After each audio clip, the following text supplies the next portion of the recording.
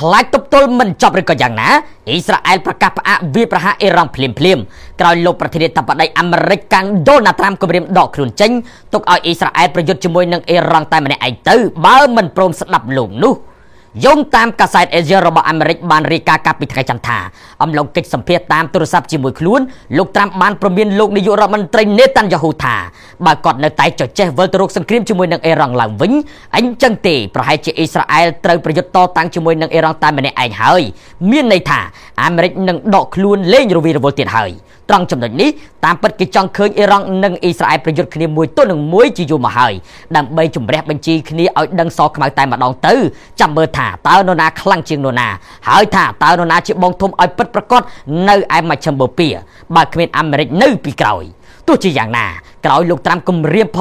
ងនឹងចេញមុខខាត់នៅក្នុងថ្ងៃអង្គារនេះភាគីទាំងពីរទីបំផុតបានព្រមផ្អាកប្រយុទ្ធគ្នាហើយបន្ទាប់ពីវាយប្រហារគ្នាយ៉ាងចាស់ដៃនៅលើទីតាំងសំខាន់ដូចជាកន្លែងចម្រាញ់ប្រេងកន្លែងផលិតអាវុធនិងមូលដ្ឋានទ័ពអាកាសជាដើមនោះអ៊ីស្រាអែលបានប្រកាសថាឥឡូវខ្លួនបានព្រមផ្អាកប៉ុន្តែការប្រយុទ្ធប្រឆាំងនឹងក្រុមហេសបូឡានិងអ៊ីរ៉ង់គឺមិនបញ្ចប់នោះទេហើយថាខ្លួននឹងបើកការវាយប្រហារឡើងវិញបើអ៊ីរ៉ង់រំលោភបំពានបទឈប់បាញ់រីឯអ៊ីរ៉ង់វិញក៏បានលើកឡើងផងដែរថាការឆ្លើយតបដែលធ្វើឲ្យសត្រូវឈឺចាប់ក៏នឹងបន្តឡើងវិញដូចគ្នាប្រសិនបើអ៊ីស្រាអែលហ៊ានតែបើកការវាយប្រហារថ្មីបន្ថែមទៀតរួមទាំងទៅលើលីបង់ផងដែរក្រៅពីគម្រាមតើលោកត្រាំប្រើវិធីសាស្ត្រអ្វីទៀតដើម្បីបញ្ចុះបញ្ចូលឲ្យលោកនេតាន់យ៉ាហ៊ូឲ្យជប់វាយប្រហារអ៊ីរ៉ង់ត្រង់ចំណុចនេះលោកត្រាំបានប្រាប់អ្នកកាសែតថាលោកបានប្រាប់ឲ្យមេដឹកនាំអ៊ីស្រាអែលចេះគិតខ្លួនឯងផងព្រោះយើងចិត្តឈានទៅដល់ការចុះហត្ថលេខាលើកិច្ចព្រមព្រៀងដ៏ល្អមួយហើយសូមបញ្ជាក់ថាការប្រយុទ្ធគ្នារវាងអ៊ីស្រាអែលនិងអ៊ីរ៉ង់បានចាប់ផ្ដើមឡើងវិញកាលពីថ្ងៃអាទិត្យហើយបានបន្តដល់ព្រឹកថ្ងៃច័ន្ទដោយអ៊ីរ៉ង់បានបាញ់មីស៊ីលស្រោចដូចព្យុះសម្ដៅទៅលើទីក្រុងជេរូសាឡឹមភាគកណ្ដាលនិងភាគខាងត្បូងប្រទេសអ៊ីស្រាអែលដោយសម្រួចគោលដៅទៅលើកន្លែងចម្លាញ់ប្រេងនិងមូលដ្ឋានទ័ពអាកាសរបស់អ៊ីស្រាអែលជាដើមរីឯអ៊ីស្រាអែលបានវាយប្រហារតាមផ្លូវអាកាសលើទីតាំងថាមពល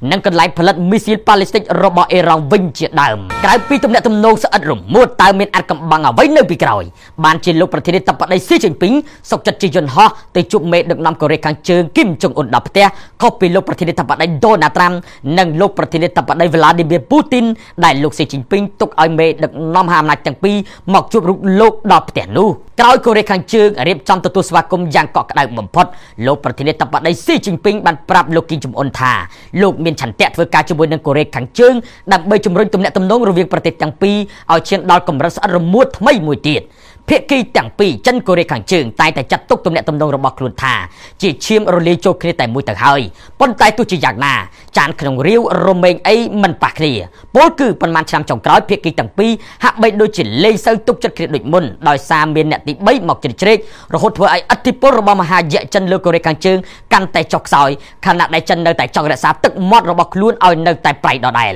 លអ្នកទី3នោះគ្មាននរណាឆ្ងាយក្រៅពីសាច់កុម្មុយនីសគ្នាឯងនោះទេនោះគឺរុស្ស៊ីដែលធ្វើឲ្យទីក្រុងប៉េកាំងខ្លាចរបូតកូរ៉េខាងជើងចេញពីទ្រូងរបស់ខ្លួនបន្ទាប់ពីរុស្ស៊ីចាប់ផ្ដើមលុកលុយចូលអ៊ុយក្រែនកូរ៉េខាងជើងក៏បានពង្រីកកិច្ចសហប្រតិបត្តិការយោធាជាមួយនឹងលោកពូទីនឲ្យកាន់តែស្អិតរមួតរហូតចាក់ទឹកមិនលិចក្នុងនោះថែមទាំងឈានទៅដល់កិច្ចព្រមព្រៀងការពីគ្នាទៅវិញទៅមកទៀតផងអំឡុងលោកពូទីនមកបំពេញទស្សនកិច្ចនៅឯទីក្រុងព្យុងយ៉ាងក្នុងឆ្នាំ2024ហើយកិច្ចព្រមព្រៀងស្រដៀងគ្នានេះក៏កូរ៉េខាងជើងមានជាមួយនឹងចិនផងដែរក្រោមកិច្ចព្រមព្រៀងនោះកូរ៉េខាងជើងបានបញ្ជូនទាហានរបស់ខ្លួនទៅជួយរុស្ស៊ីរហូតដណ្ដើមបានតំបន់ខឺស្ពីកណ្ដាប់ដៃអ៊ុយក្រែនមកវិញដើម្បីជាការតបស្នងលោកពូទីនបានបញ្ញាជួយកូរ៉េខាងជើងទាំងផ្នែកបច្ចេកវិទ្យាក្នុងវិស័យយោធានិងជួយទ្រង់ទ្រាយសេដ្ឋកិច្ចរបស់កូរ៉េខាងជើងផងដែរដោយសារតែមានខ្នងបង្អែកថ្មីគួរឲ្យទុកចិត្តកូរ៉េខាងជើងក៏កាត់បន្ថយការពឹងផ្អែករបស់ខ្លួនលើចិនជាបណ្ដាផងដែរនេះបើយោងតាមលោកស្រីអ៊ិនជួយឈ្វៃអ្នកជំនាញខាងប្រព័ន្ធសេដ្ឋកិច្ចកូរ៉េខាងជើងមកពីវិទ្យាស្ថានស៊ីចុងដែលមានមូលដ្ឋាននៅទីក្រុងសេអ៊ូលខ្លាចបាត់បង់ឥទ្ធិពលកូរ៉េខាងជើងនឹងហើយទើបលោកប្រធានាធិបតីស៊ីជីនពីងសុកចិត្តជាយន្តហោះមកជួបលោកគីមចុងអ៊ុនដល់ផ្ទះដោយក្នុងគោលបំណងធ្វើឲ្យប្រកាសថាទីក្រុងប៉េកាំងនៅតែមានឥទ្ធិពលទឹកមាត់ប្រៃនិយាយទៅកាន់ទីក្រុងព្យុងយ៉ាងនៅស្ដាប់ខ្លួនជាការបណ្ណាបន្ទាប់ពីទទួលស្វាគមន៍លោកដូណាល់ត្រាំនិងលោកពូទីននៅឯទីក្រុងប៉េកាំងរួចគេមើលឃើញថាលោកស៊ីជីនពីងចង់ដឹកនាំប្រទេសចិនឲ្យក្លាយជាតួអង្គមួយដែលមានឥទ្ធិពលកាន់តែខ្លាំងលើឆាកអន្តរជាតិហើយគេជឿជាក់ថាទីក្រុងប៉េកាំងក៏ចង់ក្លាយជាមេអណ្ដើកដ៏សំខាន់ក្នុងកិច្ចចរចារវាងអាមេរិកនិងកូរ៉េខាងជើងផងដែរជំវិញកម្មវិធីនុយក្លេអ៊ែររបស់ទីក្រុងព្យុងយ៉ាង